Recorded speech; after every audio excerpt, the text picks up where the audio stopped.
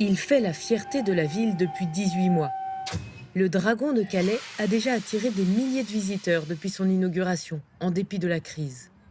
À la mairie, on espère qu'il fera oublier une autre réalité qui colle à la ville depuis longtemps dans les esprits, celle de la crise migratoire.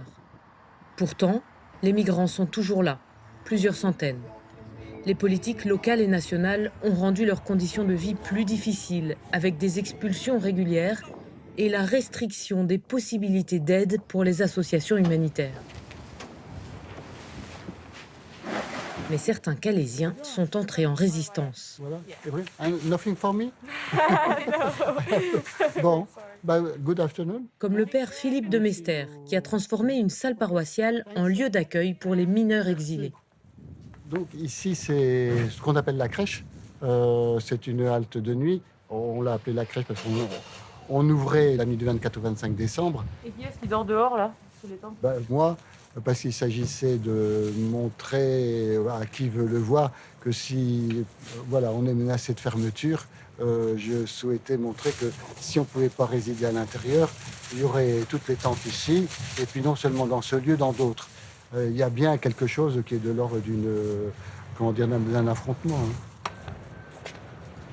Donc Hussein, tu peux nous guider, non, peut-être, hein? Tu connais la maison autant que moi. Hussein fait partie des mineurs qui logent ici depuis quelques semaines. C'est sûr que ce n'est pas un bâtiment qui est normalement prévu pour un usage d'habitation. Hein. Par exemple, il n'y a pas de douche. C'est prévu pour une quinzaine de personnes et c'est réparti entre 2 pièces. Hein. Alors, donc, il y a toujours 2 lits pour les bénévoles. C'est quel votre lit? Voilà, ça. Et donc ici, vous êtes 5. Ici, Suel. Et ici, Hassan. Hussein a eu une enfance heureuse au Tchad. Jusqu'à ses 14 ans, quand à la mort de son père, son oncle l'a inscrit dans une école coranique. Hussein raconte la torture qu'il y a subie et qu'il a fui.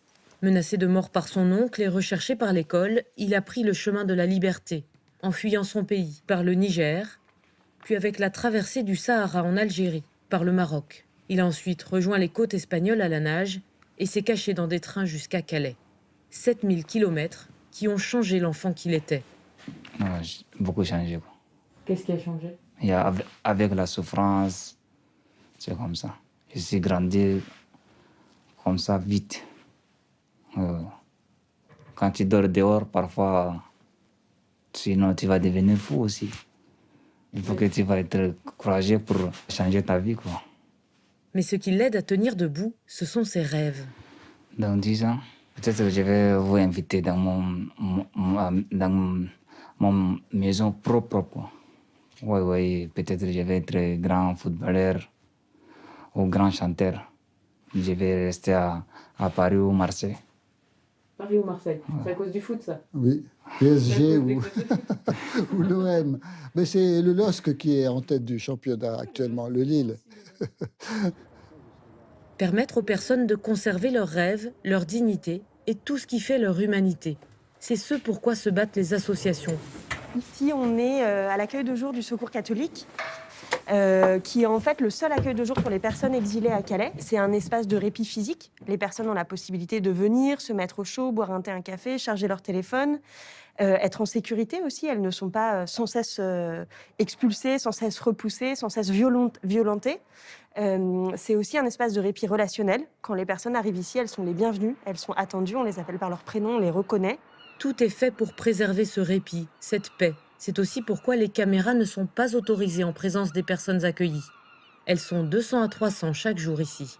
Maintenir un espace de paix, c'est déjà un tour de force énorme. Dans une ville où il y a quand même eu depuis 2020, enfin toute l'année 2020, 950 expulsions de campement. Et puis on en est au 7e arrêté, pris depuis septembre, pour empêcher les associations de distribuer de la boisson et de la nourriture gratuite aux personnes qui ont faim et soif et qui vivent à la rue. C'est extrêmement grave. Des interdictions de porter secours, des expulsions avec confiscation systématique des tentes et des sacs de couchage, des installations de rochers, de grilles ou de poteaux pour empêcher de nouveaux campements. C'est-à-dire qu'on chasse, on pousse les personnes, comme si les personnes exilées, c'était de la poussière, qui, si on les repoussait, n'allait pas revenir. Comme si ces gens-là, c'était rien, comme si ces gens-là, ils n'étaient pas doués de conscience, ils n'étaient pas doués de tout ce qui fait un être humain, de rêve, de volonté, de désir, d'avoir une vie, en fait, tout simplement. Malgré cette tension permanente, les associatifs sur le terrain semblent ne jamais abandonner. Mais oui, le quotidien, il est très dur, il est épuisant. Mais ce qui fait qu'on se relève, c'est le fait que ces personnes, elles sont là. On a une humanité commune, on se reconnaît les uns en les autres. Eux ne sont pas acteurs, mais observateurs de cette crise depuis des années, les journalistes de La Voix du Nord. Il y a ici à peu près 60 années d'archives et sur les 20 dernières années, on peut trouver, quel que soit le classeur, quelle que soit la reliure, une histoire qui est relative à la question des migrants. On est le 3 avril 1999, ça atteste juste l'idée que ça fait plus de 20 ans que cette crise sévit ici.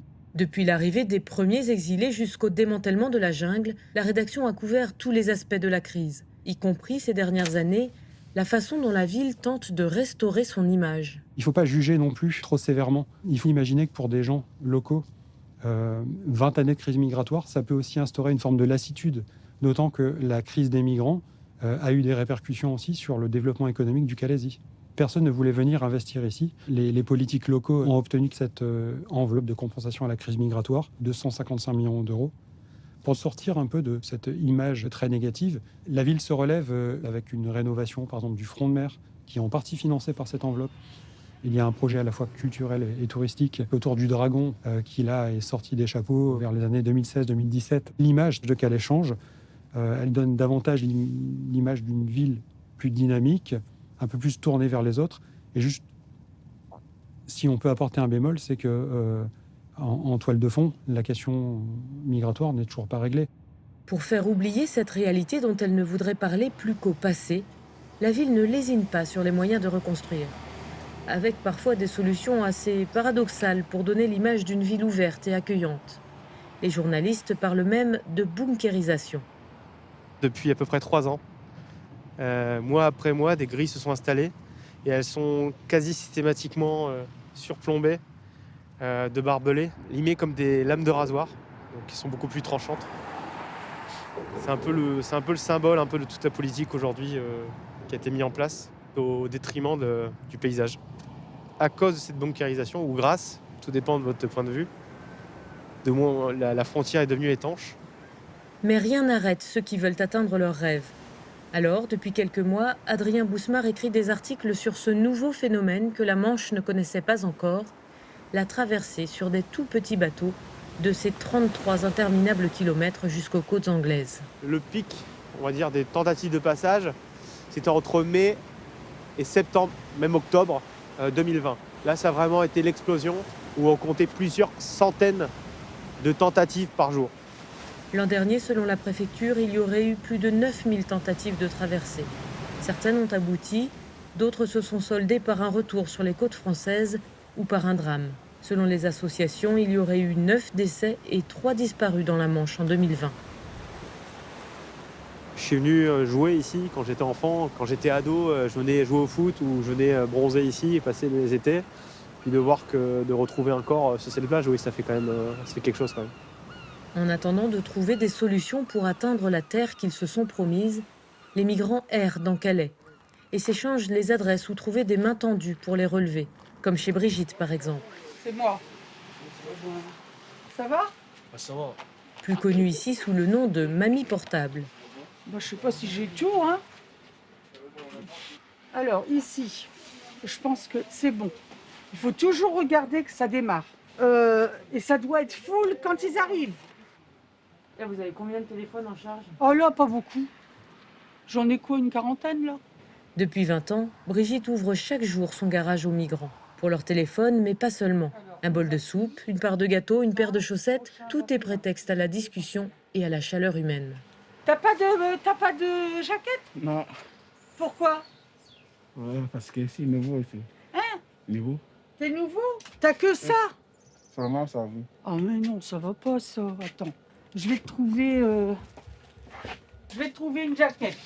Moi, je fais comme la maman, hein. Tu fermes. Ah ouais. Hop, là. Brigitte? Oui, pourquoi vous faites ça? Eh ben, il y a un évangile qui dit que tout ce qu'on fait aux plus petits, aux démunis, c'est à Jésus qu'on le fait. D'ailleurs, j'ai eu des soucis avec les CRS il y a peu de temps et j'avais préparé l'évangile de Matthieu pour leur répondre, pour mettre sur ma boîte aux lettres. Ils sont parvenus. Et le matin, quand on se lève, s'il fait ce temps-là, ben on dit « Oh, mon Dieu, les pauvres, on ne peut pas les abandonner. » À ce soir? Il y en a qui, qui se sont mariés, qui ont des enfants, qui continuent à me contacter. C'est super.